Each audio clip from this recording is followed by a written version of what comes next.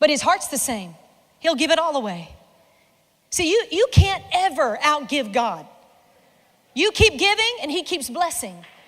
You keep sowing and you'll keep reaping. And listen, you keep humbling yourself before the mighty hand of God and he keeps exalting you. But he does it in his time, in due season. See, we see this with Gideon. Oh, that's Christmas right there. So stupid sugar cookies. Oh.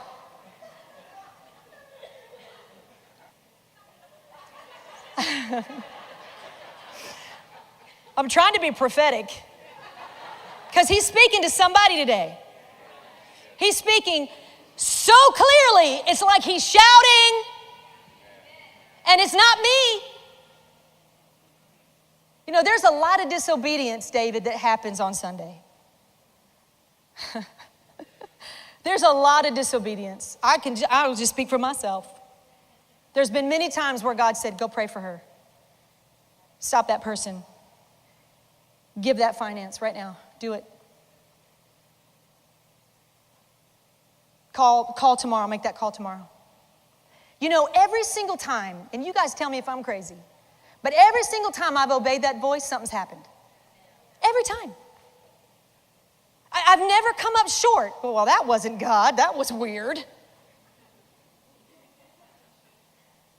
Every time I obeyed that voice of go, believe, trust me, every time he comes through.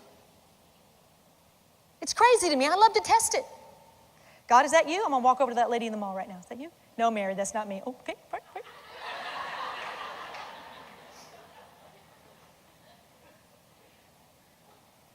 But there's a lot of disobedience that happens even in a social setting. Because you hear God's voice after a message of connect, get involved, sow, give. No. Shh. That's for that lady right there next to me. When the voice of God spoke abroad, spoke to all of us to respond. There's a lot of obedience that happens. And we hear the stories of victory every time. During our flip, I'm kind of sad to see our remodel finished. You know why? Because it was one of the greatest seasons of faith for you that we had as a church. One of the greatest seasons. Some people quit coming because of it. Until we were done, we'll come back, they'll stop asking for money. They didn't connect it with an opportunity to obey God's voice, to see him come through and win the battle for them. It was just, they're asking for money. Okay. If that's what you want to hear. I heard it as an opportunity for God to speak and me to listen. And for me to do actively what I heard so that he can trust me with more next time. Now let's talk about Gideon for a second. None of us can even compare to a Gideon. Gideon had it hard, but he obeyed God. God gave him simple instructions. Go in the strength you have. Just do what I tell you to do. I will be with you. Huh, really? Well, you haven't been with us. Well, let me show you that I have. If you go on to read that story, what you see is how the hand of God, along with Gideon, defeated, wiped out the Midianites. And here's the thing that I'm sure drove Gideon crazy. He started with 33,000 men, and God said, get rid of 10, or get rid of 20. So now he's down to 10.